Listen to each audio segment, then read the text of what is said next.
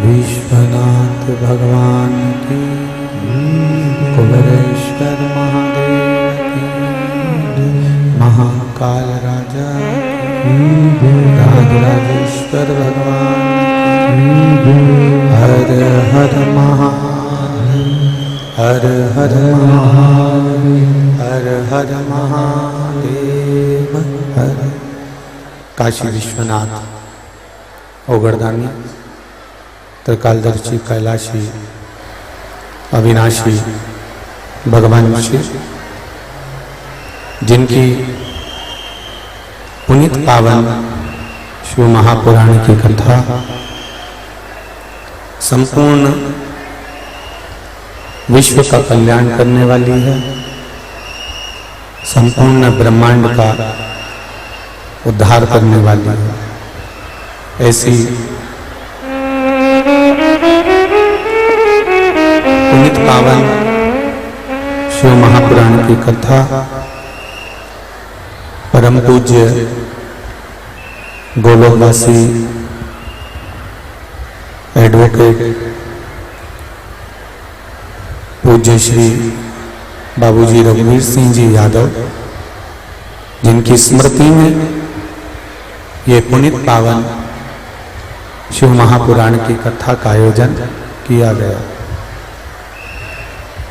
Shri Mahendra Singh ji Yadav chairman, माननीय जानकी माँ जानकी करीला धाम trust, माननीय श्री कृष्णपाल सिंह जी यादव सांसद गुना शिवपुरी अशोकनगर संसदीय क्षेत्र, श्री अजय पाल सिंह जी यादव, यादव परिवार, इस पुनीत पावन कथा के मुख्य यजमान का पद ग्रहण करें। कथा मंडप में विराजमान अमरावती के अंजन गांव सुरजी से पधारे परम पूज्य संत शिरोमणि, कथा मंडप में विराजमान सभी श्रोता भाई बहन एवं बाहर क्षेत्र के सभी सांसद महोदय, प्रभु की कृपा उदारता, जिसके बल पर ये पावन शिव महापुराण की कथा श्रवण करने को मिली है। इतनी दूर, बहुत दूर दूर से आप लोग कथा श्रवण करने के लिए आए हैं। सुबह से लेकर 1 बजे तक कथा का इंतजार किया है। बरसती हुई बारिश, पानी भी खूब गिर रहा है और उस बीच में आपका विश्वास, आपका भरोसा, बस इतना ध्यान रखना, पानी अपना काम करेगा, पड़ोसन अपना काम करेगी, वो बोलती रहे या बोलता रहे, पर यदि हम इतने 4 घंटे से 5 घंटे से सुबह 9 बजे से 8 बजे से कथा का इंतजार कर रहे हैं, तो वो कथा किसी के बात करने में या किसी के बोलने में चूक ना जाए, छूट ना जाए, उसका स्मरण जरूर रखिएगा, वो नहीं छूटे। इतनी दूर दूर से आप लोग कथा सुनने के लिए आए हैं, तो थोड़ा विचार कर थोड़ा कि हम कथा को सुनने के लिए आए। जितने भी सेवक यहाँ लगे हैं और वो सीटी बजा रहे हैं, उनसे निवेदन है आप लोग सीटियां बजाना बंद करें। जितने भी सेवक लगे हैं और वो सीटियां बजा रहे हैं, तो उनसे निवेदन है कि वो सीटियां ना बजाएं, शांति से आप लोग आनंद लें कथा का। बड़ी मुश्किल से कथा मिलती है, और कितनी दूर दूर से आप लोग आए हैं, कोई 150 किलोमीटर, कोई 100 किलोमीटर, कोई 50 किलोमीटर, कोई 200 किलोमीटर, कोई 500 किलोमीटर, इतनी दूर दूर से आप लोग कथा सुनने के लिए आए हैं। और वो भी पितृ तर्पण शिव महापुराण की कथा है, छूट ना जाए। थोड़ा सा पानी भले विघ्न डाल सकता है, पर अपन ये मानकर चलो कि कुछ ना कुछ प्रभु की कृपा है, उसका आनंद लेते हुए, अविरल भक्ति को धारण करते हुए कथा रस तत्व को ग्रहण करना। शंभो शरणे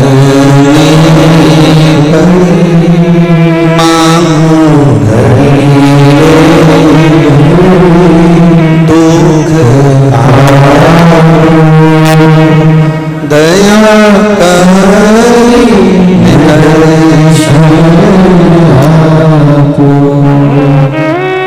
दया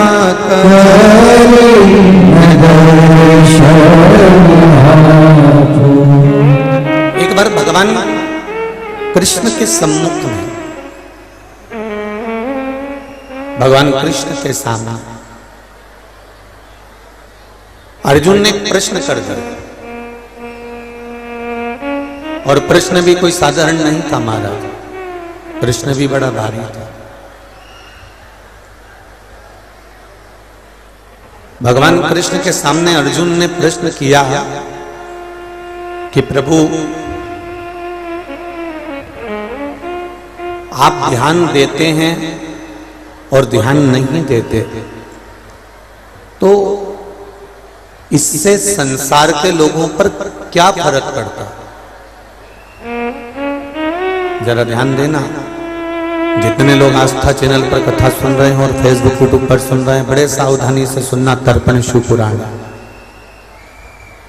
आप अगर ध्यान दें और ध्यान ना दें, तो उसमें अंतर क्या है, बस आप केवल इतना सा बता दीजिए। और भगवान कृष्ण ने अर्जुन से कहा, मैंने ध्यान दिया तो उत्तरा के गर्भ में जो बच्चा था, उत्तरा के गर्भ में जो बालक था, मैंने ध्यान दिया तो उत्तरा के गर्भ में जो बच्चा था उसको मैंने बचा लिया। बोलो बचाया कि नहीं बचाया? उत्तरा के गर्भ के बच्चे को भगवान ने बचाया।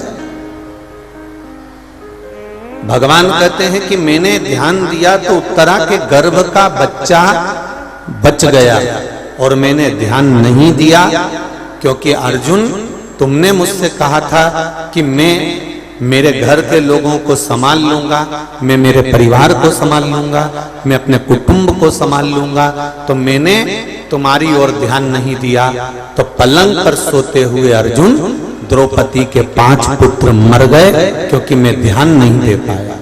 अगर मैं ध्यान देता तो उत्तरा के गर्भ के जब बच्चे को मैं बचा सकता हूं, उत्तरा के गर्भ में पड़े हुए एक छोटे से शिशु को मैं बचा सकता हूं, उत्तरा के गर्भ में पड़ा हुआ एक छोटा सा बालक मैं बचा सकता हूं, तो क्या मैं तेरे पुत्रों को नहीं बचा सकता था? क्या मैं तेरे पुत्रों को नहीं बचा सकता था? मैं तेरे पुत्रों को भी बचा सकता था। बस कल एक कथा में बात कही थी, आज फिर कह रहे हैं कि भगवान से ये जरूर कहना कि मेरे आने की सूचना तुम 9 महीने पहले दे देते हो, तो मेरे जाने की सूचना भी तुम कुछ दिन पहले जरूर दे देना, जिससे मैं आपका भजन जरूर कर सकूं, आपका स्मरण जरूर कर सकूं। अगर मेरे आने की सूचना आप 9 महीने पहले दे रहे हो कि ये जन्म लेने वाला है, ये पैदा होने वाला है, इसका जन्म होने वाला है, तो मेरे जाने की सूचना भी मुझे पहले मिले, तो कम से कम मैं तेरा भजन कर सकूं, तेरा स्मरण कर सकूं, तेरा कीर्तन कर सकूं, तेरी भक्ति को धारण कर सकूं। आप दिल से, हृदय से भीष्म पितामह 56 दिन तक बाणों की सैया पर पड़े रहे। कितने दिन पड़े थे? जम के बोलो जरा। 56 दिन।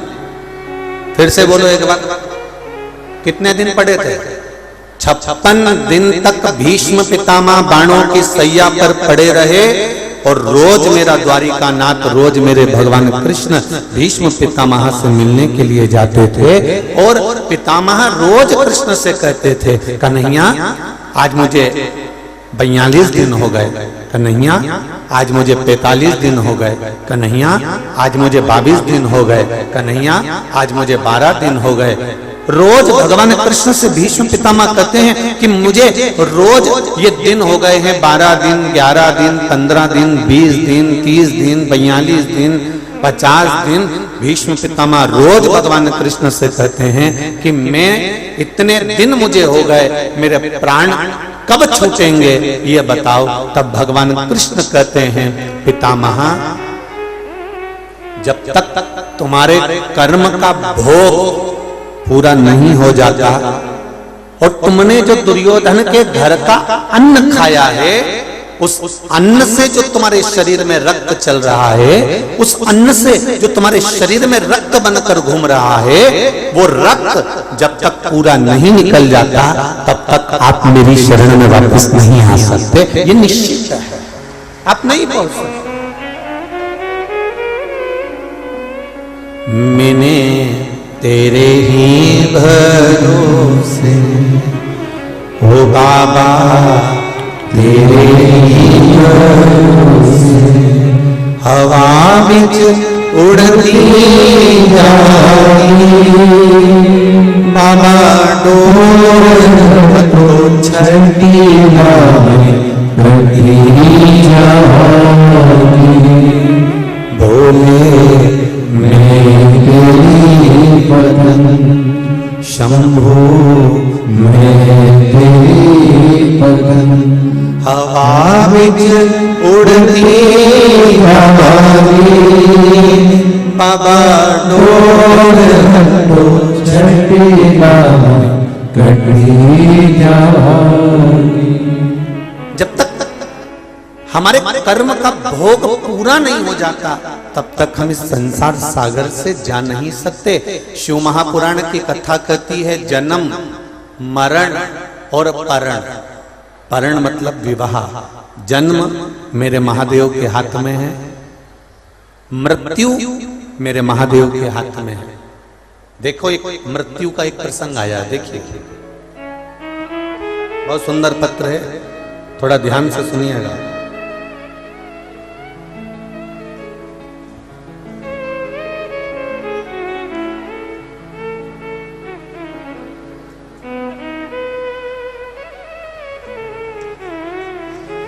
शंभु शरण पड़े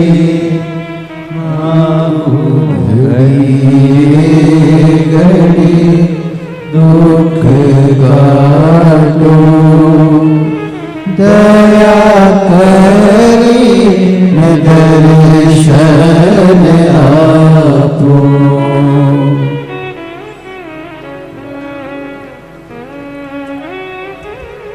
ग्राम खेराई से जिला अशोकनगर अनीता यादव इस पत्र को लिखी है। कहीं अनीता जी बैठी हो तो दोनों हाथ हिलाइएगा। अनीता यादव, कहीं बैठी हो तो हाथ हिलाइएगा। दोनों हाथ ऐसे हिला देना जहां कहीं बैठी हो। अगर पीछे बैठी हो तो हमको नजर नहीं आ रही है। पत्र में लिखा है, मेरे बाबा का क्या गुणगान करूं गुरुदेव, कर नहीं सकती। मेरी बहू की डिलीवरी होना थी, एम्बुलेंस से मैंने 4 बजे बुला लिया था। एम्बुलेंस वाले ने महिला के अलावा उस एम्बुलेंस में किसी पुरुष को नहीं बिठाया था। तब बाबा भोले को प्रणाम करके हम एम्बुलेंस से बैठकर गए और हमारी बहू को लेकर एम्बुलेंस अशोक नगर के पुलिस चौकी जहां हनुमान जी का मंदिर था वहीं पर पहुंची। अचानक ड्राइवर को नींद आ गई और ड्राइवर को नींद आई और कुछ हुआ, गाड़ी एक कबाड़े के ठेले में जाकर पड़ गई। पूरी गाड़ी आगे से डैमेज हो गई, गाड़ी पूरी डैमेज होकर छार छार हो गई और गुरुदेव टूट फूट बहुत हो गई। मेरी बहू को डिलीवरी होना थी। मेरी बहू श्री शिवाय नमस्तुभ्यम का जाप करती रही और बाबा की कृपा ऐसी हुई, गाड़ी पूरी छार छार हो गई। मेरी बहू और उसका बच्चा दोनों सुरक्षित रहा। ये श्री शिवाय नमस्तुभ्यम का फल। बैठिए। हर हर महादेव। एक जीवन में मृत्यु, जन्म, मरण, परण, ये 3 मेरे देव अधिदेव महादेव के हाथ में हैं।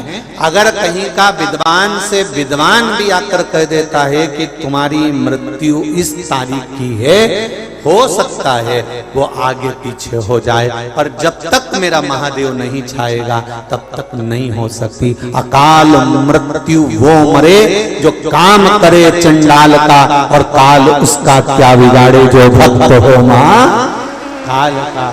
जो शिव का भक्त हो उसे क्या सोचना।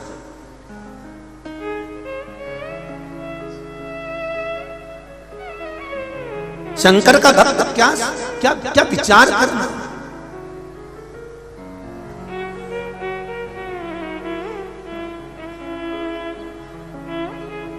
एक नौकरी नहीं लगती तो लोगों का मन उतर जाता है। हमने शंकर जी का पशुपति व्रत करा था, हमने शिव जी को 1 लोटा पानी चढ़ाया था, हम शंकर जी के मंदिर गए थे, हमने 16 सोमवार का व्रत करा था, हमने संकट सोमवार का उपास करा था, और मेरी नौकरी नहीं लगी, और मेरी नौकरी नहीं लगी और दूसरे की लग गई। बड़े दुखी हो जाते, बड़े दुखी।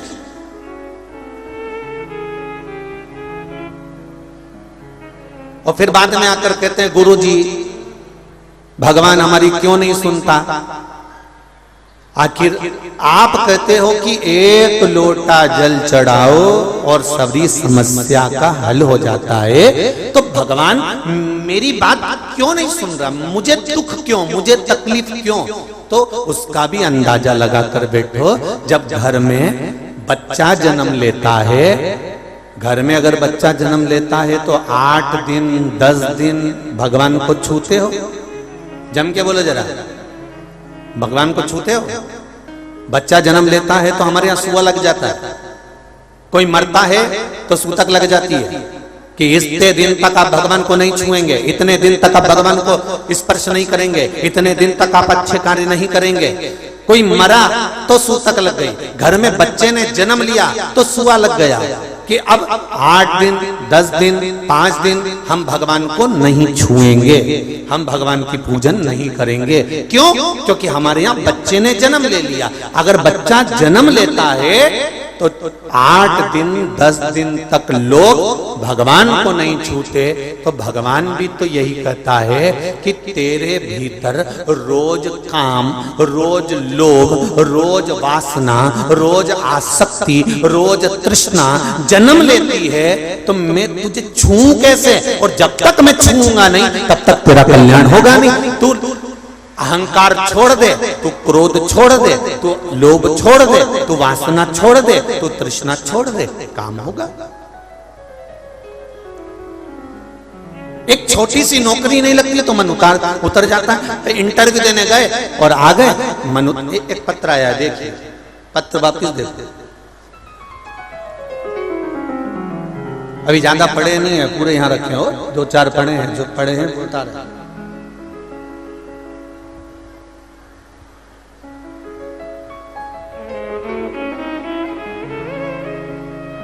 मेरा नाम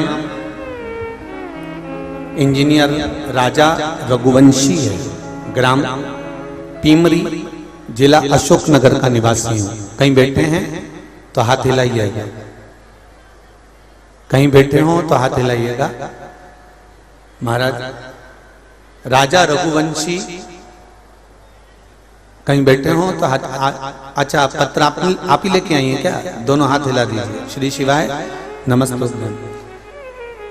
राजा रघुवंशी है, ग्राम पीमरी, जिला अशोकनगर का निवासी हूँ। गुरुजी, मैं क्या बखान करूं एक लोटे जल का। मेरी माताजी कभी शिव मंदिर नहीं जाती थी। उनने उनकी आपकी कथा सुनना शुरू किया पिछले साल।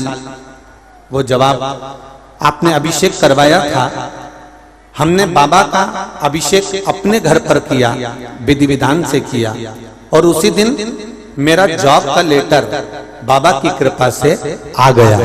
जिस लेटर का मुझे बहुत दिन से इंतजार था, मेरी सर्विस का, वो लेटर जिस दिन मैंने अभिषेक करा बाबा का, उसी दिन प्राप्त हो गया। ये शिव कृपा। गुरुदेव, पहले जॉब के लिए बहुत भटका और मैं घर में अकेला हूं।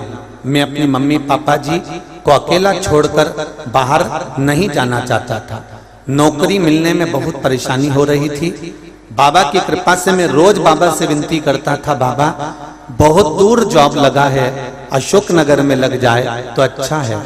बाबा से विनती कर कर 1 लोटा जल चढ़ाने लगा और 1 बेलपत्री बाबा को चढ़ाने लगा। बाबा की कृपा गुरुजी ऐसी हो गई कि मेरा प्रोजेक्ट फिर पास हो गया और मुझे अशोकनगर में बाबा की कृपा से अशोकनगर में जॉब मिल गई। प्रोजेक्ट मैनेजर के पद पर आज मैं सर्विस कर रहा हूं। ये शिव की कृपा है, ये शंकर की उदाहरण। तेरी कृपा बिना न हिले एक भी अनु, लेते हैं श्वास तेरी कृपा से तनु तनु।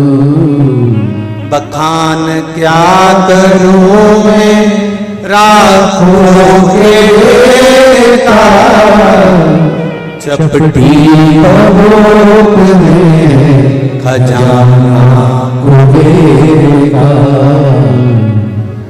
अब दिल से उससे कहो, आप मन से उसको प्रसंग बोलो, सुने। इतनी जलवृष्टि होने के बाद, इतना पानी गिरने के बाद, रोडों पर कीचड़ होने के बाद भी आपका विश्वास। जब हम गाड़ी में आ रहे थे तब हम देख रहे थे कई माताएं अपने छोटे छोटे बच्चों को कंधे पर बिठाकर, कोई गोदी में लेकर, बिना चप्पल के नंगे पैर चली जा रही है शिव महापुराण की कथा सुनने के लिए। ये विश्वास नहीं तो और क्या है? ये भरोसा नहीं तो और क्या है? एक बार अगर नौकरी नहीं लगी, एक बार अगर सर्विस नहीं लगी, एक बार मान लो अगर काम छूट भी गया तो टेंशन मत लेना, उस बाबा के भरोसे रहना, उस बाबा के भरोसे।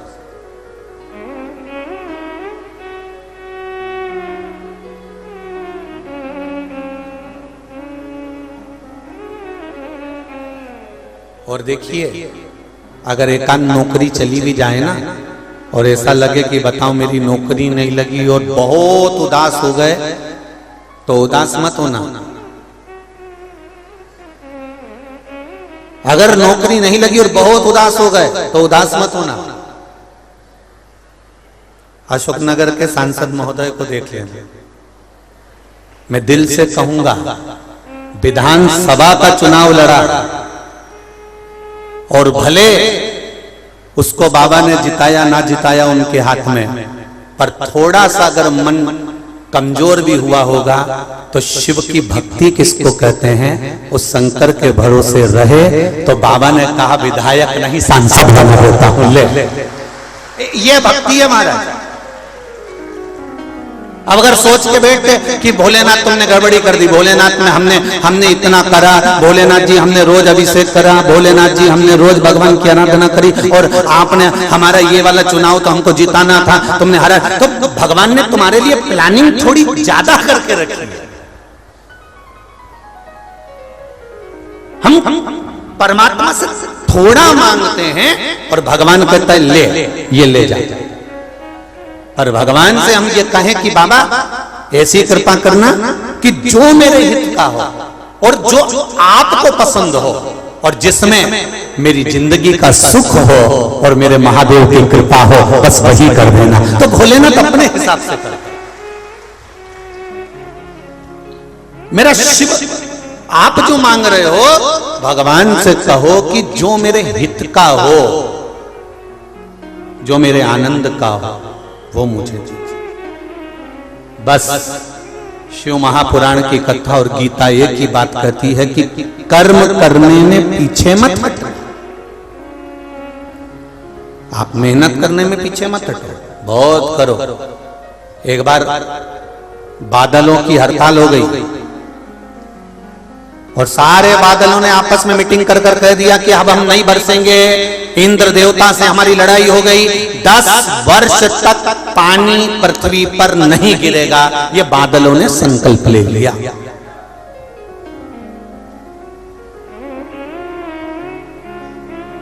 दस वर्ष तक पानी नहीं गिरेगा, बादलों ने संकल्प ले लिया। इंद्र से कह दिया पानी गिरना बंद, 10 साल पृथ्वी पर पानी नहीं गिरेगा। किसानों को मालूम पड़ा कि बादलों ने हड़ताल कर दी है और पानी गिरना बंद हो गया है, तो सारे के सारे किसानों ने अपने अपने हल, बखर, मशीन, मोटर सब निकाल के अपने घर में रख लिया। एक किसान, एक गांव का व्यक्ति, एक किसान रोज बखर चलाने जाता है, रोज जमीन को तैयार करता है।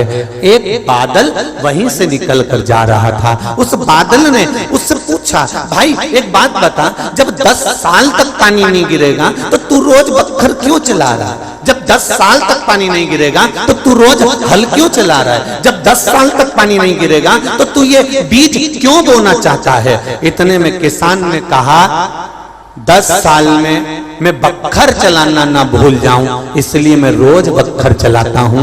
बादलों के मन में आया कि 10 साल में हम पानी बरसाना भूल गए तो बादल ने तुरंत पानी बरसा कर देखा कि बरस रहा है कि नहीं बरस रहा। बस वो पानी बरसना था और पानी बरसा।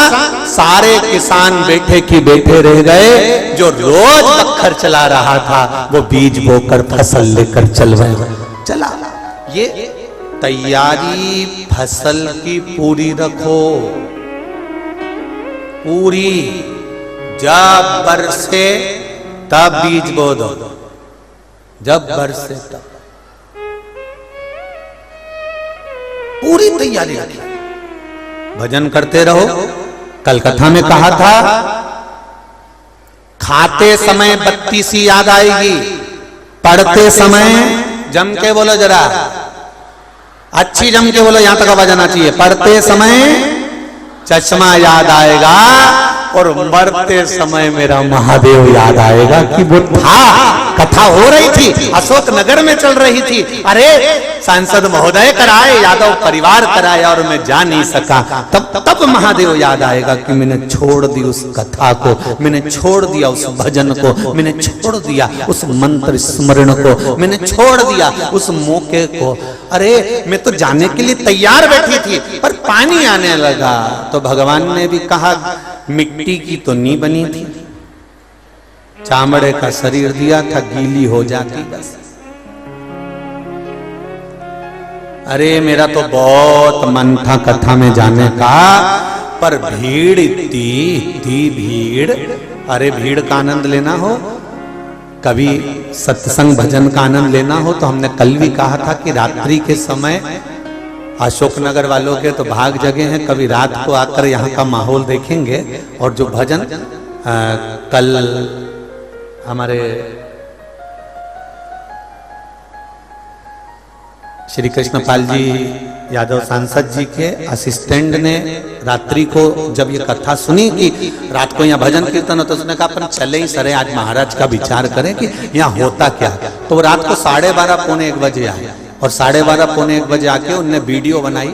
मैं कहूंगा आस्था चैनल वालों से वो वीडियो आप आस्था चैनल पर भी दिखाएं कि रात को 12-1 बजे यहाँ हो क्या रहा था। वो वीडियो आप देखिए कि 12:30-1 बजे कितना भजन और कितनी उत्सुकता से नाच नाच कर गा गा कर कीर्तन का स्मरण कर कर, और भजन वही तेरे डमरू खूब मस्त।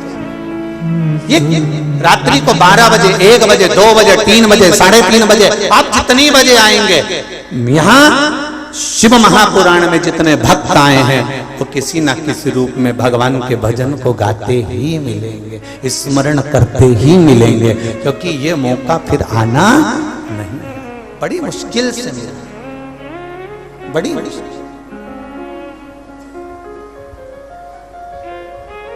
भक्ति भक्ति होती और हो नर कपड़न से डरते और नरकपड़न से नहीं। जिसको भगवान को प्रणाम करते समय कपड़े की किरीच दिख रही हो, भगवान को प्रणाम करते समय कपड़ा मत देखना कि ये दंडवत करने में प्रणाम करने में कपड़ा गंदा हो जाएगा। नर कपड़न से डरते हैं और नरक पड़न से नाए। आज कपड़े से डर लग रहा है कि कपड़ा प्रणाम करने में गंदा हो जाएगा, तो उस समय का भी भान करना। यदि आज कपड़ा प्रणाम करने में गंदा हो गया तो अंत समय गंदा नहीं होगा, निश्चित है। अंत समय गंदा नहीं हो सकता।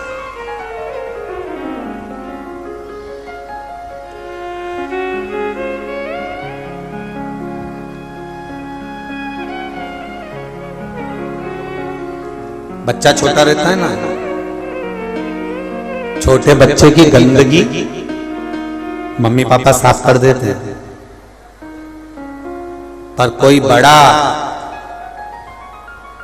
40 साल 45 साल 50 साल का व्यक्ति गंदगी करे तो माता पिता साफ करे क्या? अरे बोलो तो जम के, नहीं करे। बचपन की गंदगी को माता पिता साफ करते हैं और जब बड़े हो जाते हो तब गंदगी को माता पिता साफ नहीं करते। महाराज ये उसी तरह से है जैसे बचपन में किया गया पाप तो भगवान भी माफ कर देता है, पर बड़ी अवस्था में किया गया पाप कर्म आपको भजन के बल पर, स्मरण के बल पर, कीर्तन के बल पर, मंत्र जाप के बल पर ही समाप्त करना पड़ेगा। इसके सिवाय वो साफ हो भी नहीं सकता, साफ नहीं होगा वो। अब करो भजन।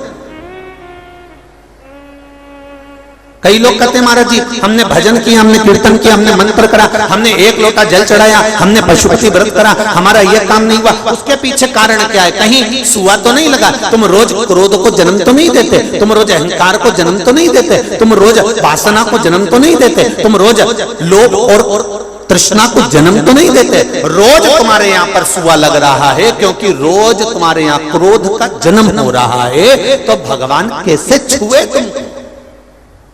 कैसे?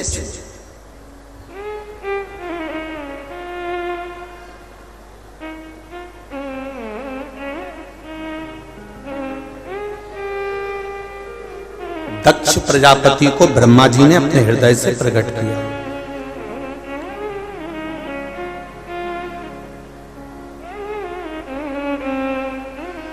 और दक्ष प्रजापति ब्रह्मा जी प्रकट करे, दक्ष बाबा के घर में बेटों का जन्म हुआ और जन्म होने के बाद में जब बेटों का जन्म हुआ तो देव ऋषि नारद ने उनको सत्संग में लगा दिया, सत्संग में बिठा दिया।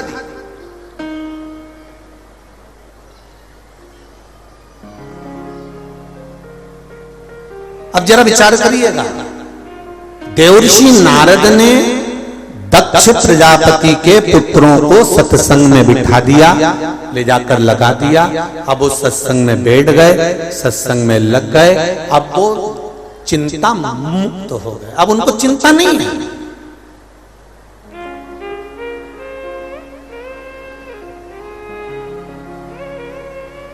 रेल से कभी कहीं गए हो क्या? कौन कौन ने ट्रेन का सफर करा है? जरा हाथ उठाओ जो कभी भी जिंदगी में एक बार ट्रेन में बैठे हो। सब बैठे हो ना? रख लो। ट्रेन का सफर करने वाला व्यक्ति एक बात का अंदाजा लगा कर रखना, रेलवे स्टेशन पर खड़ा है, टिकट उसके हाथ में रखा है और ट्रेन का इंतजार कर रहा है। उसकी बेचैनी देखिए, कितनी देर में आएगी, कब आएगी, बहुत देर हो गई, आज तो ट्रेन लेट हो गई, बता रहे हैं कि आधा घंटा लेट आएगी। अब बेचैनी देखिए, उसकी चिंता देखिए। सामान, बैग, पत्नी, बच्चे, कुटुंब, कबीला सब साथ में है, खाने का सामान भी साथ में है, पानी की बोतल भी साथ में है। इसके बाद भी उसकी बेचैनी देखिए, आई नहीं, अभी तक आई नहीं, और आएगी तो भीड़ रहेगी कि नहीं रहेगी, कितनी भीड़ रहेगी, कैसा होगा, क्या होगा, उसकी चिंता बढ़ती चली जा रही है। जब तक ट्रेन नहीं आती उसकी बेचैनी, उसकी चिंता बनी रहती है। और कब आएगी, सामने आई और बोगी यहाँ आएगी, डब्बा यहाँ आएगा कि वहां आएगा, और डब्बा पीछे लगा, बोगी पीछे लगी कि आगे लगी, ना जाने कहां लगी। चिंता बढ़ती चली जा रही है, चिंता बढ़ती चली जा रही है। खाने का सामान है, खाने में मन नहीं लग रहा, पानी रखा है, पीने में मन नहीं लग रहा, परिवार बच्चा सब साथ में है और ट्रेन का इंतजार है। ट्रेन सामने आई और तुम उस ट्रेन के अंदर चढ़कर बैठ गए, सीट पर पहुंच गए, अपना सामान पटका, उसके बाद ऐसी चिंता से मुक्त हुए कि अब तो अशोक नगर उतरूंगी, तब सीट छोड़। चिंता से मुक्त, सामान सीट पर पड़ा है, तुम्हारा ध्यान सब दूर से हट गया। तुमने बिस्कुट का पैकेट निकाला, खोला, खाया, पानी भी पिया, दूसरे को भी दिया और चाय वाले को रोका, ए भैया चाय दो जरा। अभी बाहर इतनी बेचैन हो रही थी, इतनी चिंता, इतनी चिंता, इतनी चिंता, और आते से ट्रेन की सीट पर बैठी और चिंता समाप्त। चिंता गई, क्योंकि बैठी कहां पर है? ट्रेन की सीट पर आकर बैठ गई है, इसलिए चिंता समाप्त हो गई है। शिव महापुराण की कथा कहती है कि जब तक शिव पुराण में जाकर नहीं बैठोगे तब तक बेचैनी बनी रहेगी। जिस दिन इस ट्रेन में आकर बैठ गए उस दिन बेचैनी समाप्त, चिंता गई, समाप्त।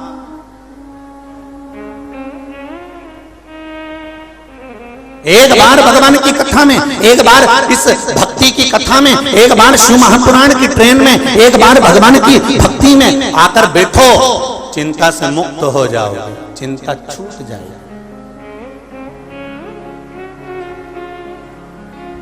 फिर काय की चिंता? शंभो शरणे मांगू घड़ी रे घड़ी, दुख काटो दया करी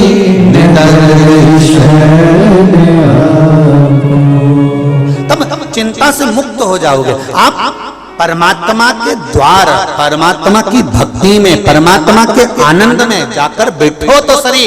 परमात्मा कहते हैं एक बार जो मेरी ट्रेन में आकर बैठ गया, एक बार जो शिव महापुराण में आकर बैठ गया, भगवान कहते हैं उसको चिंता करने की जरूरत नहीं। वो तो बढ़िया बिस्कुट निकाले ने चाय के साथ खूब जोरदार आराम से खाए, कोई चिंता नहीं। अब सौंप दिया इस जीवन का सब भार तुम्हारे हाथों में, हे हार तुम्हारे हाथों में, और जीत तुम्हारे हाथों में। जिंदगी का सर्वस्व परमात्मा को दे दो।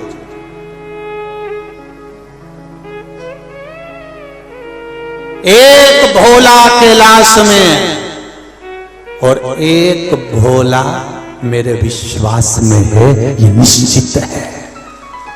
निश्चित। एक कैलाश में भोला है तो एक विश्वास में भोला है। आप विश्वास करेंगे, एक लोटा जल शिव जी को समर्पित कर रहे हैं, एक बेलपत्र बाबा देवाधिदेव महादेव को चढ़ा रहे हैं, तो आपका विश्वास दृढ़ है तो बाबा देगा जरूर, ये निश्चित है, पक्का।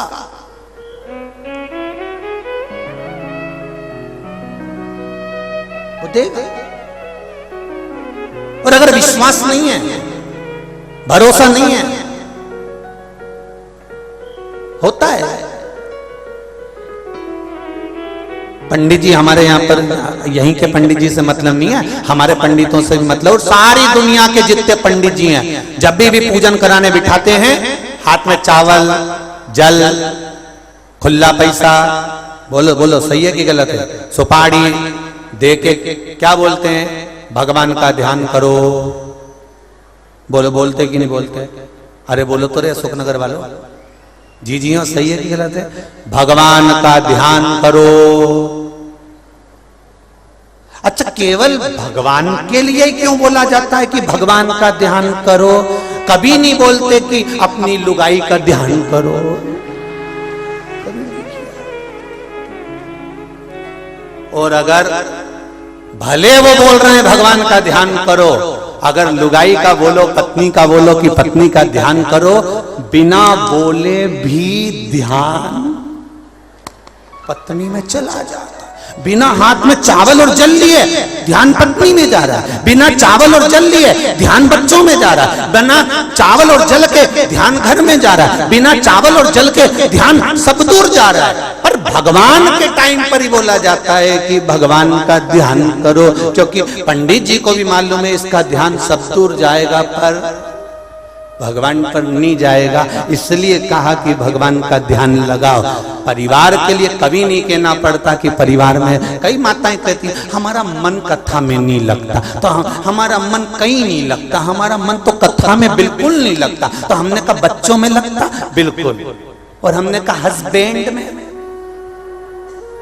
तो कहा उसमें हमारा मन घर में। अरे गुरुजी, घर तो मेरे में कहीं पे भी चली जाऊं ना, हमारा तो होटल में भी मन नहीं लगे जितना घर में लगे। अच्छा, मायके जाए कि नहीं जाए? 4 साल हो गए, मैं तो नहीं गई। मोहल्ले में कहीं शादी ब्याह हुए तो मैं तो नहीं जाऊं, कथा भागवत हो तो मैं तो नहीं जाऊं। तो हमने भी सोच लिया अगली बार जो घरों में बाथरूम में काली वाली छिपकली होती है ना, ब्लैक कलर की छिपकली होती है मोटी वाली, हमने भी सोच लिया अगली बार घर में बाथरूम में चिपकी मिलेगी निश्चित।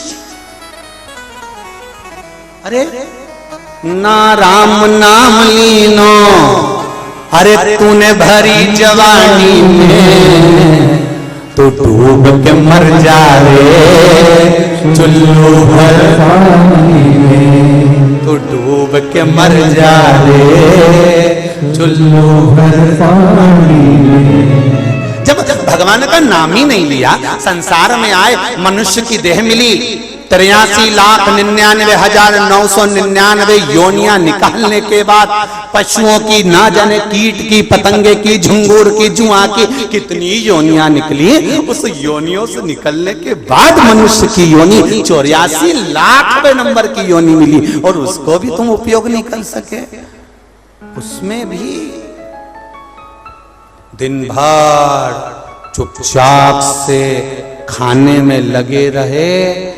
अगर ऐसा कोई व्यक्ति मिले जो चुपचाप से रसोई घर में जाके चाय माय बना के अकेली खा पी के निकल के आ जाए, समझ लेना हींग की डब्बी में खुशबू रह गई है, अगला जन्म इसका जुआ का था।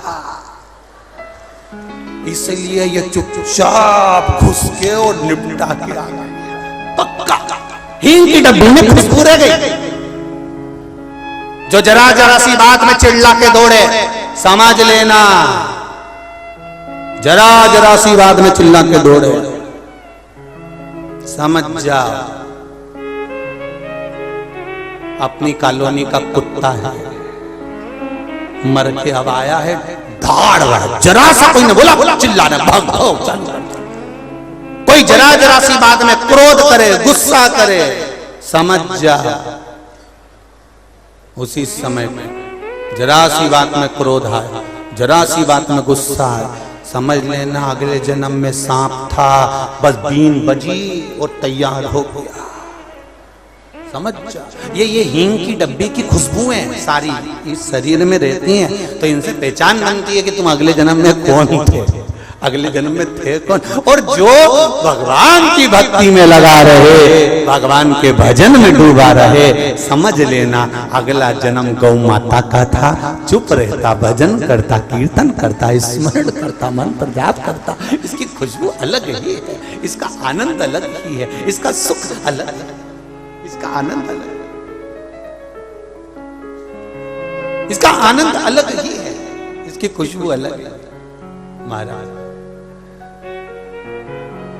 सुख अलग, शिव पुराण कह रही है, भगवान की कथा कह रही है, भगवान का भजन कर रही है। मैंने तेरे ही भरोसे हो बाबा, तेरे ही भरोसे हवा बिच उड़ती जावांगी, बाबा डोर छठी नाम कटी जावांगी, भोले मैं तेरी वतन, शंभो मैं तेरी वतन।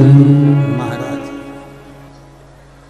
मुझे डमरू बना लो भोलेनाथ, मानो बात मेरी, मुझे डमरू बना लो भोलेनाथ, मान लो बात मेरी, मुझे डमरू बना लो भोलेनाथ, मान लो बात मेरी, मुझे डमरू बना लो भोलेनाथ, मान लो बात मेरी, मान लो बात मेरी, मान लो बात मेरी, मान लो बात मेरी, मान लो बात मेरी, मान लो बात मेरी, मान लो बात मेरी, मान लो बात मेरी, मान लो बात मेरी, मुझे डमरू बना लो भोलेनाथ, मान लो बात मेरी, मुझे डमरू बना लो भोलेनाथ, मान लो बात मेरी।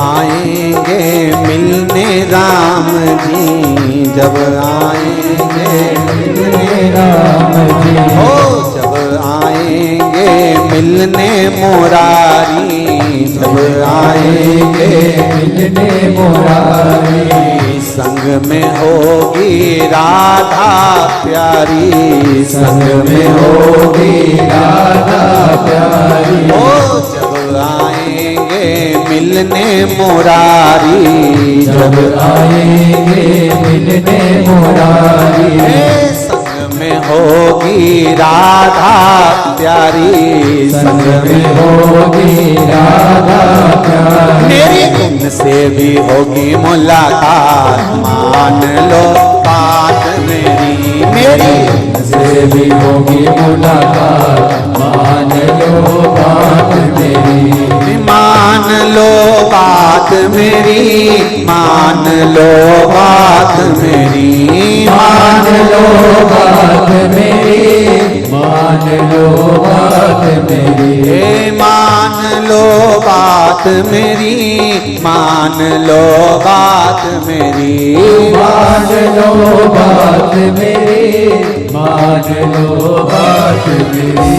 मुझे डमरू बना लो बोलना, मान लो बात मेरी, मुझे डमरू बना लो बोलना, मान लो बात मेरी। जय हो जय हो।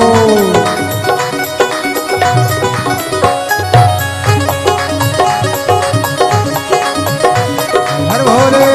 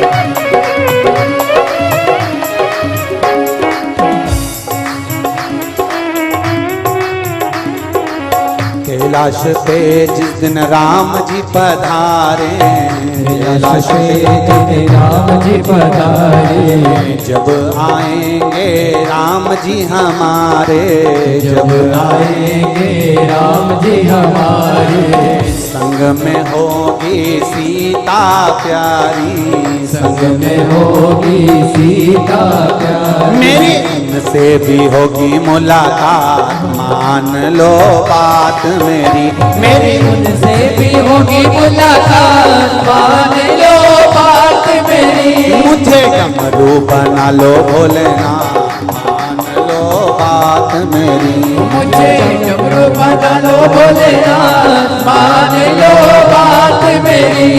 मान लो बात मेरी, मान लो बात मेरी, मान लो मेरी, मान लो बात मेरी। मान लो भोलेनाथ, मान लो बात मेरी, मुझे डमरू बना लो भोलेनाथ, मान लो बात मेरी। जय हो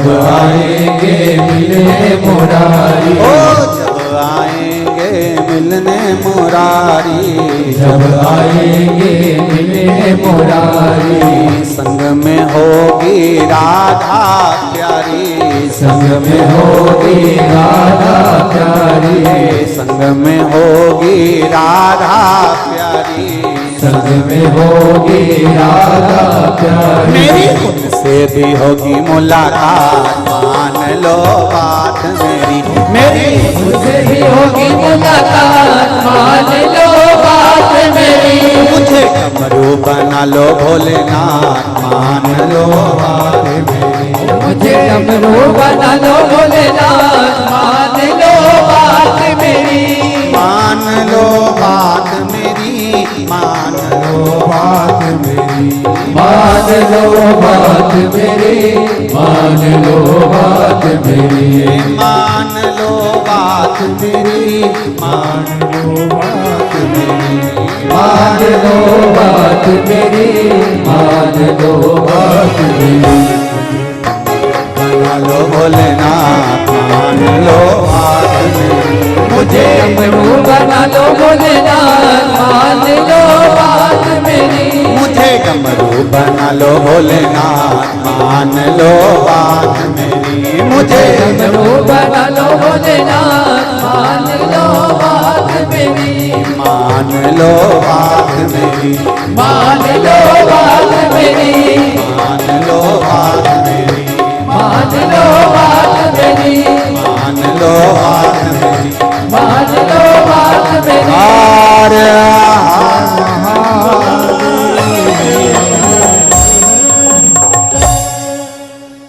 अपने स्थान पर बैठकर भगवान शिव की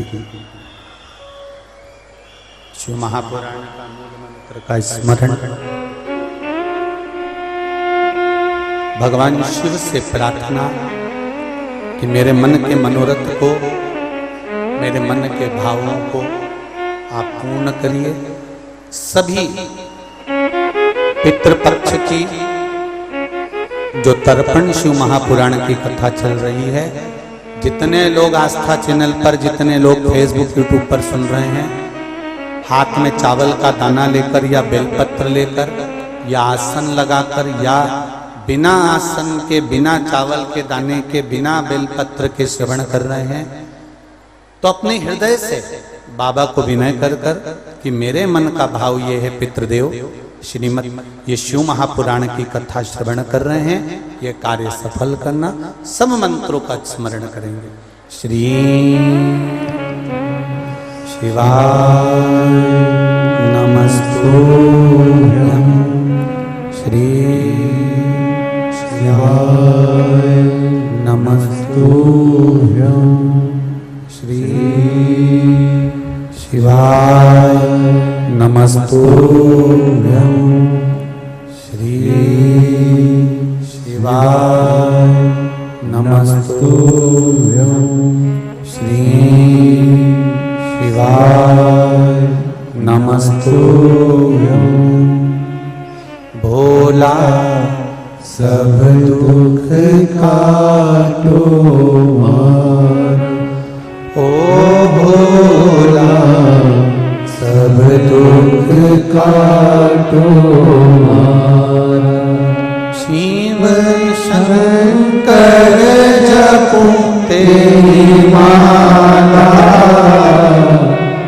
भोले बाबा जपूं तेरी माला, भोला सब दुख काटो मार, ओ भोला सब दुख काटो मार। भगवान शिव से प्रार्थना करते हुए शिव महापुराण की कथा कहती है, दक्ष प्रजापति के पुत्रों को देवर्षि नारद ने भजन में लगा दिया। एक बेटी हुई जिसका नाम था स्वधा। क्या नाम है उसका? जम के बोलिए तेरा स्वधा। जितने लोग कथा सुन रहे हैं आस्था चैनल पर, पंडाल में, फेसबुक यूट्यूब पर। तर्पण शिव महापुराण में इस नाम का उच्चारण 5 बार आप लोगों को करना है। ये स्वधा दक्ष प्रजापति की बेटी है और पितरों की धर्म पत्नी है। इस पितरों की धर्म पत्नी स्वधा का नाम लेने से अगर हमने कंडा, गोबरी, गाय का जो गोबर होता है कंडा, उसको जलाकर अगर धूप नहीं दी हो या किसी ब्राह्मण को भोजन आदि नहीं कराया हो या तिलांजलि तर्पण नहीं करा हो, पिंड नहीं दिया हो या श्राद्ध पक्ष में किसी को कोई दान ना करा हो तो उसका दोष ना लगे, उसके लिए तर्पण शिव महापुराण में पितरों की धर्म पत्नी स्वधा का नाम का स्मरण आप और हमको साथ में करना।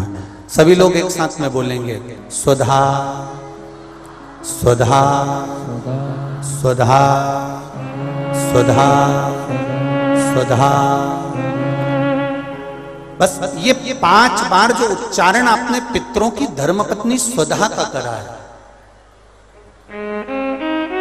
जिस समय पर पितृलोक से आर्यमा देव के साथ में हमारे यहां पर आते हैं। और मेरा बहुओं से निवेदन है, बेटियों से निवेदन है, माताओं से निवेदन है, मान लो आपको कोई ब्राह्मण देवता ने कहा कि आपके यहां पितृदोष है, आपको कह दिया कि पितृदोष है, तो आपको घबराना नहीं है कि महाराज जी मुझे क्या करना पड़ेगा। पितृदोष है, एक चावल का दाना घर में से लीजिए, हथेली पर रखिए, पानी का जो मटका होता है, हंडा होता है, पानी का जो मटका है, हंडा है, जहां पर रसोई घर में तुम पानी रखते हो, उस हंडे के पास में, मटके के पास में उस चावल के दाने को लेकर जाइए, अपने पितरों का स्मरण कर कर स्वधा स्वधा स्वधा स्वधा स्वधा 5 बार बोलकर शंकर भगवान के शिवलिंग पर, तुम्हारे घर में शिवलिंग हो तो घर में, और अगर मंदिर में शिवलिंग हो तो मंदिर में, उस चावल के दाने को चढ़ा दीजिए। कैसा भी पितृदोष होगा समाप्त हो। मात्र स्वधा का स्मरण बहुत।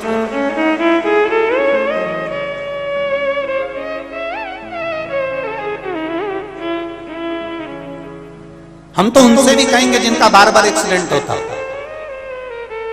जो बार बार गिरते पड़ते रहते हो, बार बार एक्सीडेंट होता हो, बार बार उनको चोट लगती हो, बार बार, और उनको भी कहेंगे जिनको सर्दी की बीमारी या दमे की बीमारी या श्वास की बीमारी, उनसे भी कहेंगे कि श्राद्ध पक्ष में एक चावल के दाने का प्रयोग स्वधा नाम से अवश्य करें। चलने में दम नहीं भराएगी, श्वास नहीं भराएगी। और दूसरा, जो सर्दी का जिसको कोटा होता है, बार बार सर्दी हो जाती है, निमोनिया हो जाता है, कफ बना रहता है, उनके लिए भी स्वधा नाम का स्मरण।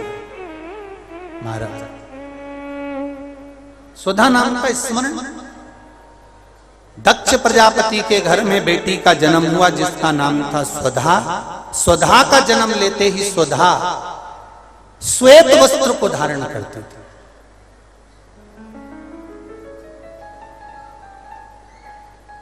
कोई वस्त्र अगर स्वधा पहन रही है तो श्वेत वस्त्र धारण कर रही है। एक दिन माता प्रसूति ने स्वधा को बुलाया, स्वधा आप इधर आओ। स्वधा आई, हाँ मां। बेटी, जब घर में इतने सारे आभूषण हैं,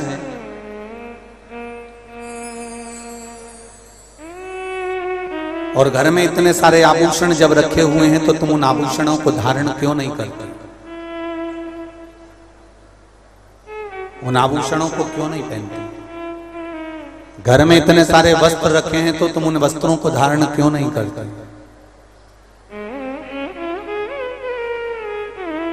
स्वधा कहती है, मां, संसार सागर में जब किसी के प्राण छूट जाते हैं और प्राण छूटने के बाद वो जीवात्मा अगर अच्छी जीवात्मा है तो वो देवलोक चली जाती है। जो बुरी जीवात्मा है वो भटकती रहती है, भटकती है। मां, उन जीवात्माओं के कल्याण के लिए मैं श्वेत वस्त्र धारण करता हूं। श्वेत वस्त्र, श्वेत चावल का दाना, श्वेत दूध, श्वेत दही, श्वेत शकरखंड, श्वेत पुष्प, श्वेत जनेऊ, श्वेत वस्त्र, ये मेरे शंकर भगवान को अति प्रिय लगते हैं। उसका कारण है कि उनको पितरों को मुक्ति देना होती है, पितरों को मोक्ष देना होता है। आज एक प्रश्न किसी ने सीहोर ऑफिस में भेजा है कि गुरुजी,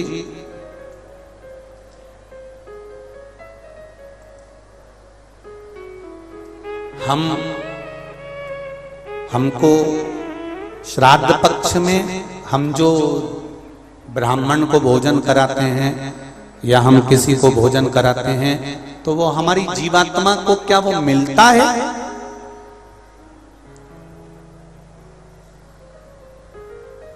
क्या विचार है भाई? अशोकनगर वालों बोलो जरा जल्दी से। प्रश्न भेजा है किसी ने। हम अगर किसी ब्राह्मण को भोजन करा रहे हैं, हम किसी को भोजन दे रहे हैं तो वो हमारी जीवात्मा को मिलता। 3 प्रश्न हैं और तीनों प्रश्न का उत्तर जरा देखिएगा, बड़ा ध्यान रखना। और जिसने प्रश्न करा है उत्तर प्रदेश से, वो ध्यान से सुनना भाई। हमने ब्राह्मण को भोजन कराया, हमने संत को भोजन कराया, हमने गुरु जी को भोजन कराया, तो वो मिलेगा। पहले तो ये अंदाजा करिए कि आप भोजन दादा ससुर के नाम से करा रहे हो तो दादा ससुर का नाम लेना पड़ेगा। बोलो सही है कि गलत है? गोत्र बोलना पड़ेगा। उसका कारण क्या होता है कि हमने पत्र लिखा और ये पत्र लिखकर हमने इसको मोड़कर हमने वो डाकघर के डब्बे में डाल दिया। हमने नाम लिखा, पता लिखा, पिन नंबर लिखा, एड्रेस पूरा लिखा, मोबाइल नंबर पूरा लिखा और हमने डब्बे में डाल दिया। अब पूरे अशोक नगर में चौराहे चौराहे पर ढेर सारे डाकघर के डब्बे लगे। इन सब डब्बों में से चिट्ठी इकट्ठी होती है, एक जगह पर आती है, बड़े डाकघर में पहुंचती है, बड़े डाकघर में से छटकर फिर एड्रेस पढ़ा जाता है। एड्रेस में तुम्हारा नाम पढ़ने का बाद में पहले ये पढ़ेंगे कि पिन नंबर क्या है, फिर पढ़ेंगे कि शहर का नाम क्या है। उसमें लिखा होगा गुना और गुना का पिन नंबर डाला होगा तो चिट्ठी को छाट छाट कर अलग रखते जाएंगे। अब गुना में ये चिट्ठी बड़े डाकघर में जाएगी, बड़े डाकघर में चिट्ठी पहुंची गुना के। अब वहां पर बैठकर छाटा गया कि बजरंग कॉलोनी के पास कौन रहता है, तो एलआईजी के पास कौन रहता है, तो चारभुजा नाथ जी के पास कौन रहता है, तो राजेश्वर मंदिर के पास कौन सा रहता है, कौन से वार्ड में रहता है, उसको छाट कर अलग रखा जाएगा। फिर वहां के डाकघर वाले व्यक्ति को, उस डाकिया को वो दिया जाएगा और उससे कहा जाएगा कि ये चिट्ठी पहुंचा दो। अब जरा प्रोसेस देखिए, डाली थी अशोकनगर में, इतने सारे डब्बों में इकट्ठी होकर एक डब्बे की चिट्ठी एक जगह पर इकट्ठी हुई बड़े डाकघर में।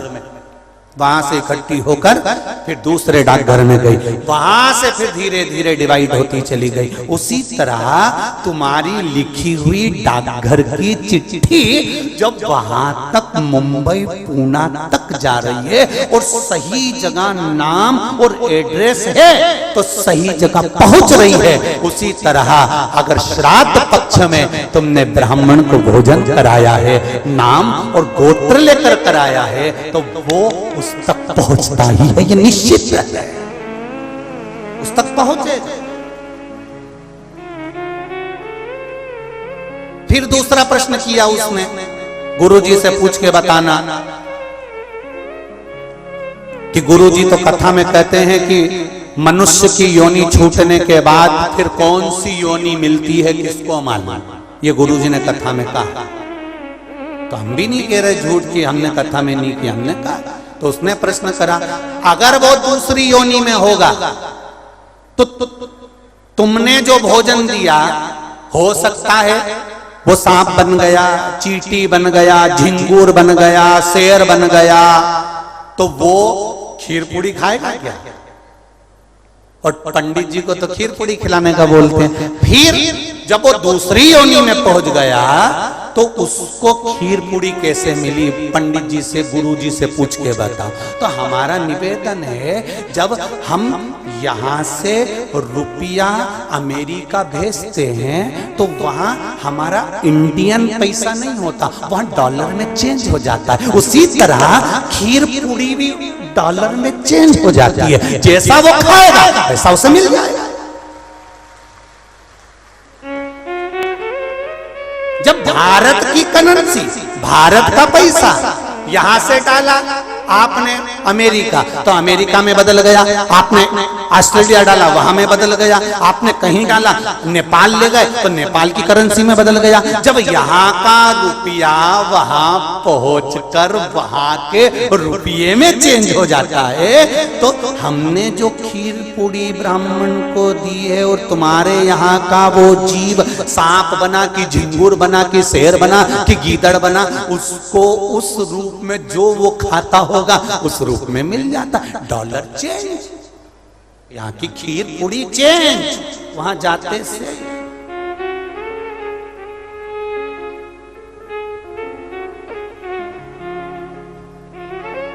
फिर तीसरा प्रश्न लिखा, अगर हमारे घर के पूर्वज शिव महापुराण की कथा सुन सुन के तर गए तो फिर हम श्राद्ध काय को करें? उनको तो मिलेगा ही नहीं, वो तो वैकुंठ पहुंच गए, फिर उनको श्राद्ध में भोजन कराने से मतलब क्या? तो हमारा इतना सा कहना है, यूपी वालों जो तुमने प्रश्न करा बहुत जोरदार करा रे, तो एक उत्तर और अच्छे से सुन लो कि मान लो तुमने अगर श्राद्ध में भोजन कराया और तुम कह रहे हो उनका तो मोक्ष हो गया शिव पुराण सुनकर, फिर श्राद्ध करने से कौन सा फायदा? तो तुम भोजन कराओ, ये भोजन का फल वहां जाएगा। जैसे तुमने कोई सामान या रुपया मुंबई भेजा तुम्हारे रिश्तेदार किया, और मुंबई में रिश्तेदार का मालूम पड़ा कि उनने घर छोड़ दिया, या वो कहीं चले गए, या वो कहीं समाप्त हो गए, तो वो रुपया, वो सामान तुम्हारा वापिस तुम्हारे पास आ जाएगा। तो तुमने जो पुण्य करा है अगर उसने नहीं लिया तो वो पुण्य तुम्हारे खाते में वापिस आ जाएगा। इसलिए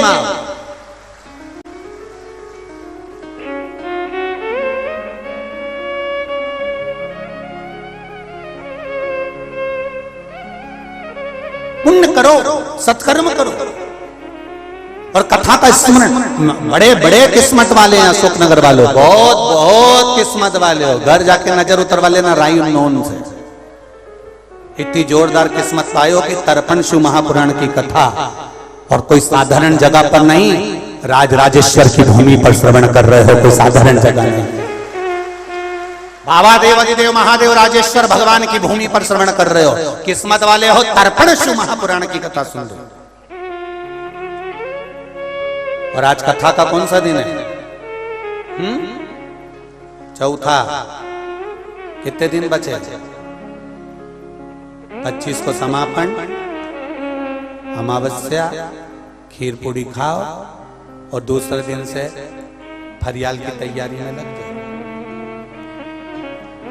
नवरात्रे चालू हो जाएंगे, 25 तारीख को यहाँ कथा समापन हो जाएगी, 26 तारीख को मंदसौर के नीमच रोड पर राष्ट्रीय स्वयंसेवक संघ आरएसएस द्वारा विशाल शिव महापुराण की कथा, जिसका नाम मंदोदरी शिव महापुराण की कथा होगी। ये मंदोदरी शिव पुराण इसलिए रखी गई है क्योंकि नारी का जीवन बचपन से लेकर जब पति रहता है, सौभाग्यवती रहती है तब तक, और वो वैधव्य जब जीवन आता है तब, और उसकी जब अंत बिंदु आता है तब तक उसका जीवन क्या रहता है। वो कब दुर्गा बन गई, कब कात्यायनी बन गई, कब महागौरी बन गई, कब चंद्रघंटा, कब कुष्मांडा बन गई, उसके जीवन का जो क्रम है, ये मंदोदरी शिव महापुराण की कथा जो 26 तारीख से दोपहर में 2 बजे से 5 बजे तक आस्था चैनल पर आएगी, उस पर श्रवण करेंगे। और 10 अक्टूबर से 16 अक्टूबर तक दोपहर में 1 बजे से 4 बजे तक काशी वाराणसी की पावन धरा गढ़वा घाट रोड, मलैया रमना बाईपास, विश्व सुंदरी पुल के नीचे वाराणसी में दोपहर में 1 बजे से 4 बजे तक काशी की पावन धरा पर, जैसे मंदसौर में मंदोदरी शिव महापुराण की कथा है, काशी में विचार करते रहे कि कौन सी शिव पुराण की कथा वाचें, तो विचार करा गया ज्ञानवापी शिव महापुराण की कथा काशी में होगी। ज्ञानवापी शिव महापुराण की कथा जो स्कंद पुराण में ज्ञानवापी का महत्व बताया गया है उस पर आधारित रहेगी। कितनी वापियां, कितनी नदियां वाराणसी में जुड़ती हैं, कितने कुंड, कितने तालाब वाराणसी में आए हैं, उन सब का विस्तार से वर्णन होगा। तो वहां काशी में ज्ञानवापी शिव महापुराण की कथा का स्मरण होगा। 1 से 4 मंदोदरी शिव पुराण मंदसौर चले। तो यहां शिव भक्ति कह रही है, शिव पुराण वर्णन कर रही है।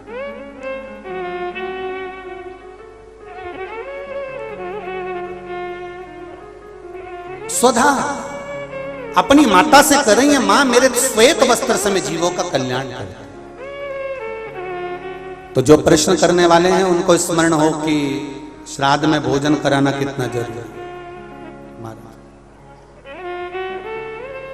अन्न का दान मूल है।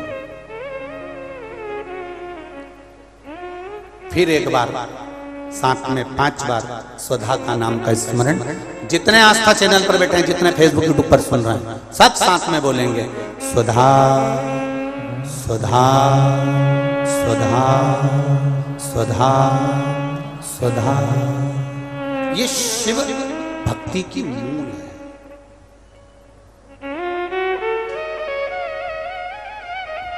शिव भक्ति दक्ष प्रजापति के पास में प्रसूति ने जाकर निवेदन किया।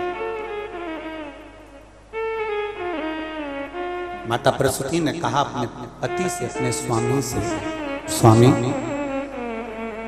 घर में बेटी बड़ी हो गई है, इसका विवाह करना चाहिए।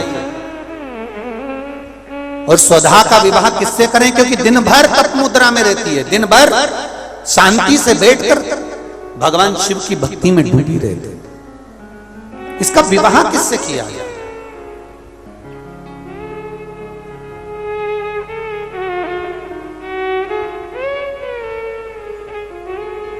बहुत विचित्र जीवन है मनुष्य का, बहुत विचित्र।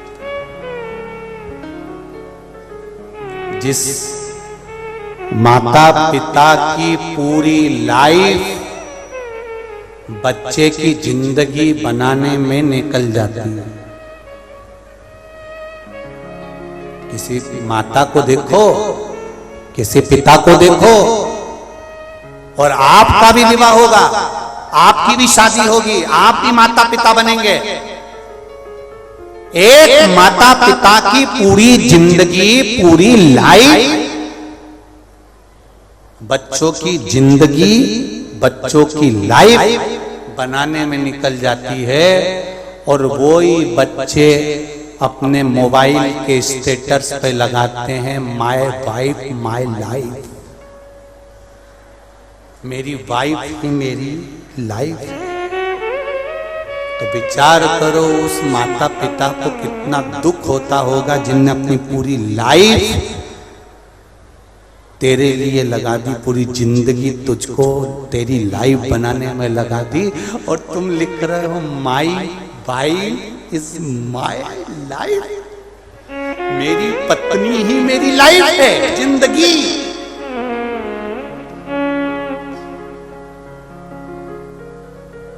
एक सेठ जी भी ऐसे ही कहते थे, मैं मर गया तो मेरे पीछे मेरी पत्नी मर जाएगी, मैं मर गया तो मेरे पीछे मेरे बच्चे मर जाएंगे, मैं मर गया तो मेरे पीछे मेरा परिवार मर जाएगा। तो एक गुरुजी ने आकर कहा, सेठ जी जब देखो जब एक ही बात कहते रहते हो, मैं मर गया तो पत्नी मर जाएगी, मुझे बहुत चाहते, मुझे बहुत चाहते। तो गुरुजी ने कहा एक काम करो, मेरे को देखना है तुम्हारी पत्नी तुम्हारे मरने पे मरती कि नहीं मरती, तो तुम आधे घंटे के लिए मर जाओ।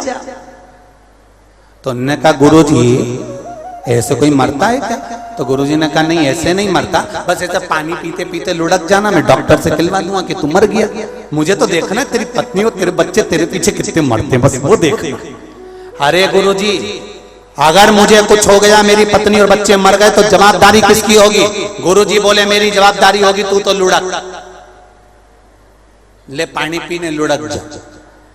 अगर मेरे पत्नी और बच्चों को कुछ हो गया तो गुरुजी बोले मैं देख लूंगा, तू बस लुढ़क, तू तो लुढ़क। और कुछ हो, मैं बोल रहा हूं ना पानी पी के लुढ़क, मुझे देखना है कि तेरे पत्नी और बच्चे मरते कि नहीं मरते। इतने में और सेठ जी ने पानी पिया और लुढ़क गए, और लुढ़के और लुढ़कते से पत्नी धाड़ धाड़ के रोने लगी। डॉक्टर को बुलाया गया, गुरुजी ने कह दिया डॉक्टर साहब बस एक आधा घंटा के लिए कह दो मर गया। तो डॉक्टर ने भी कह दिया नब्ज देखते ही कि ये तो निपटी गया। सीताराम हो गया। पत्नी रोई धाड़ के, बेटा रोया, बच्चे रोए, खूब चिल्ला चिल्ला के रोए, पत्नी धाड़ धाड़ के रोई, खूब रोई। इतने में सेठ जी मर गए। गुरुजी ने पूछा सेठानी क्यों रो रही हो? सेठानी आंख में आंसू भर भर के रोते बोली एक बार तो मुझे कहते, एक बार तो मुझे छोड़कर चले गए। गुरुजी मुझे छोड़कर चले गए। तो गुरुजी बोले सेठानी तू इतना रो रही, मुझसे सहन नहीं हो रहा, मेरे पास में एक बूटी रखी है, इस बूटी को तू खा ले, तू खाएगी तू मर जाएगी, सेठ जी जिंदा हो जाएंगे। इतने में सेठानी रोती रोती बोली इनकी तो उम्र हो गई थी।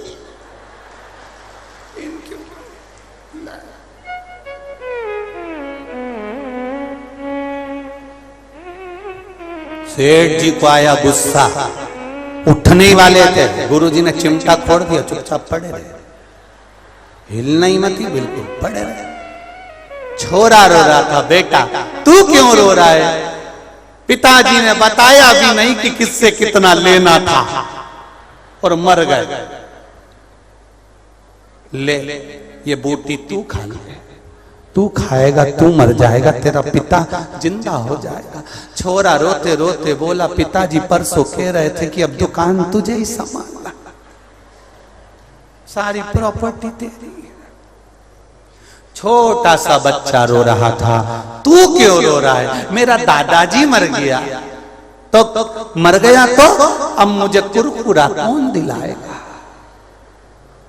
अब मुझे टॉफी कौन दिलाएगा? इतने में गुरुजी ने कहा ले ये बूटी तू खा ले, तू खाएगा तू मर जाएगा, तेरा दादाजी जिंदा हो जाएगा। इतने में छोरा रोते रोते बोला गुरुजी तुम्हारे कोई आगे नहीं, तुम्हारे कोई पीछे नहीं, तुम नहीं खा लो।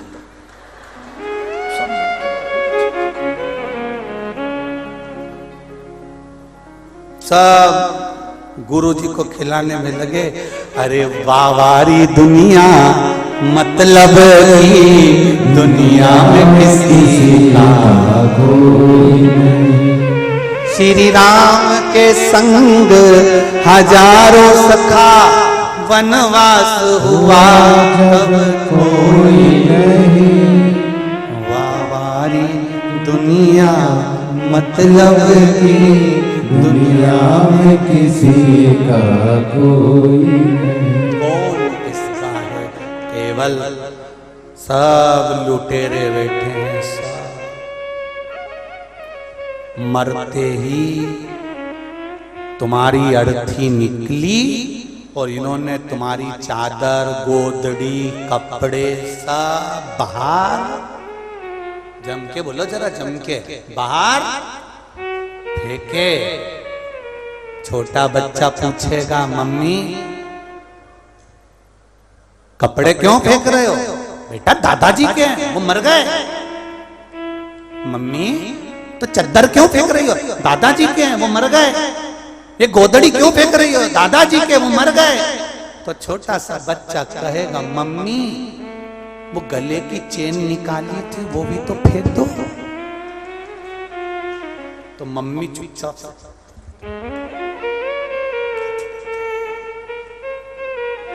सोने की चेन, दादाजी की अंगूठी ये नहीं फेंकेंगे, केवल जो कपड़े पहने थे वो फेंकेंगे। कौन फेंकेगा?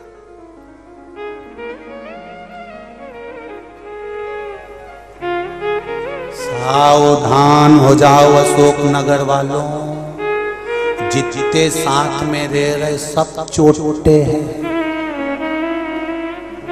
कोई कम नहीं है। सावधान, कोई तुम्हारा समय चुराएगा, कोई तुम्हारा धन चुराएगा, कोई तुम्हारा व्यवहार चुराएगा, कोई तुम्हारे लिए कुछ कहेगा। जिंदगी ऐसे ही निकलती चली जाएगी और कब दिन पूरे हो जाएंगे मालूम नहीं पड़ेगा। स्वधा चिंता में पड़ी है, इन जीवों का क्या होगा? दक्ष प्रजापति ने विचार करा कि मेरी बेटी का विवाह मैं अच्छी जगह कर देता हूं। बेटी अगर इन जीवों के कल्याण की बात करती है तो बेटी के लिए वर भी वो ढूंढूंगा जो जीवों का उद्धार करने वाला। बेटी पढ़ी लिखी है, उससे दुगना पढ़ा लिखा उसका लड़का होना चाहिए, वर होना चाहिए।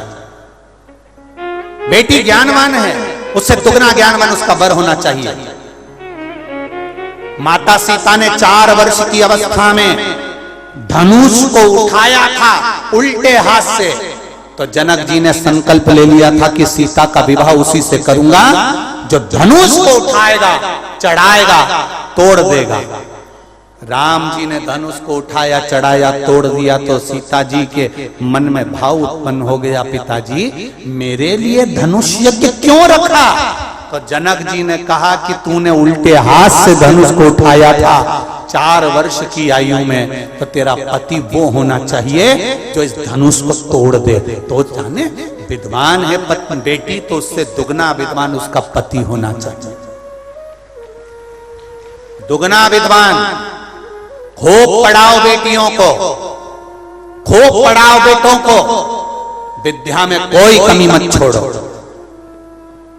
मेरा केवल इतना सा निवेदन है, बेटियां एक बात का स्मरण रखे कि तुम्हारे पिता तुम्हें पढ़ाने में कमी नहीं लाएंगे, तुम्हारे पिता तुम्हें कपड़े पहनाने में कमी नहीं लाएंगे, तुम्हारे पिता तुम्हें बड़े शहर में विद्याध्ययन कराने में कमी नहीं लाएंगे। तो बेटियों से निवेदन है तुम भी अपने पिता के मस्तक को झुकने मत देना, जहां तुम्हारा पिता चाहे शादी वहीं करना। किसी एरे गेरे नत्थु खेरे के चक्कर में मत पड़ जाना री जीजियों। मेरा बेटियों से निवेदन है, केवल एक बेटी होती है ऐसी जो अपने पिता को काल के मुंह से छुड़ा लाती है। पहले भी कथा में कहा 4 तरह का भोजन बेकार होता है। पहले नंबर का भोजन, जिस भोजन की थाली को कोई लांग कर चले गया वो नाली में पड़े हुए कीचड़ के बराबर होता है। ऐसा भोजन नहीं करना चाहिए जो कोई लांग कर चले गया। दूसरा भोजन, जिस भोजन की थाली में ठोकर लग जाए वो भ्रष्टा के बराबर, गंदगी के बराबर होता है। जिसमें ठोकर लग गई और खा लिया वो भ्रष्टा के बराबर है। तीसरे नंबर का भोजन, जिस भोजन की थाली में बाल पड़ा हो, केश पड़ा हो, वो दरिद्रता प्रदान करता है।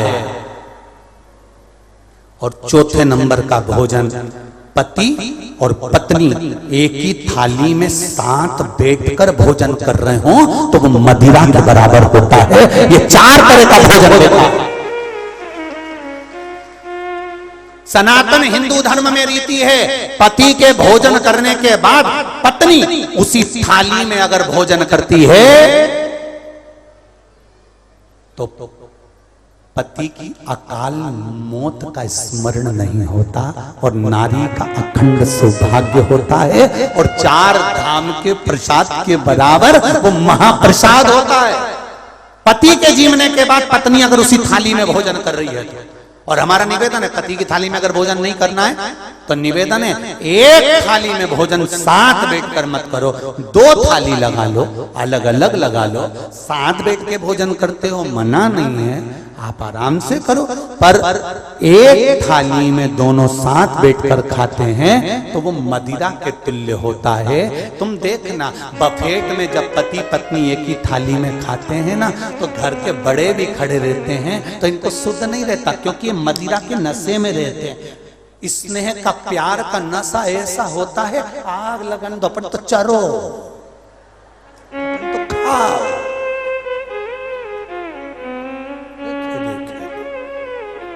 तो अलग अलग थाली लगा लो, दोनों एक साथ खाना है तो। पर पति और पत्नी 4 तरह का भोजन बेकार होता। पहले नंबर का बोलो कौन सा? जम के बोलो जरा, जिसको कोई अच्छी जम के बोलो, लांग गया। दूसरा ठोकर लगा हुआ। तीसरा बाल पड़ा हुआ। और चौथा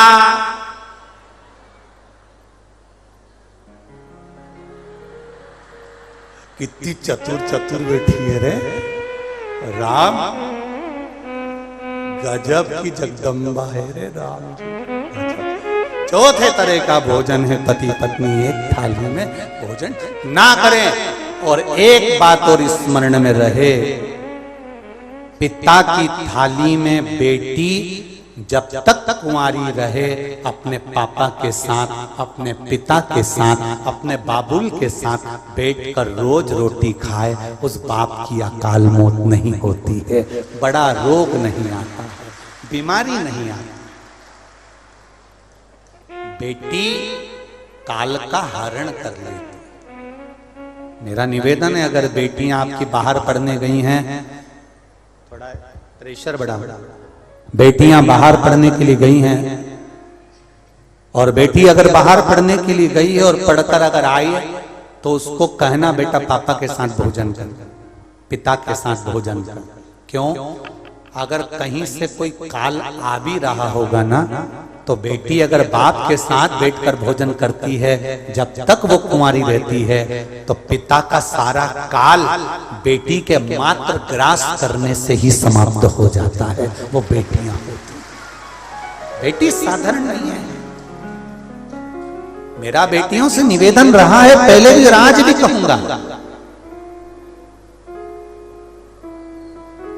एक मन में शिव महापुराण के प्रति संकल्प धारण कर लो कि हमारे पिता जहां चाहेंगे मैं शादी वहीं करूंगा।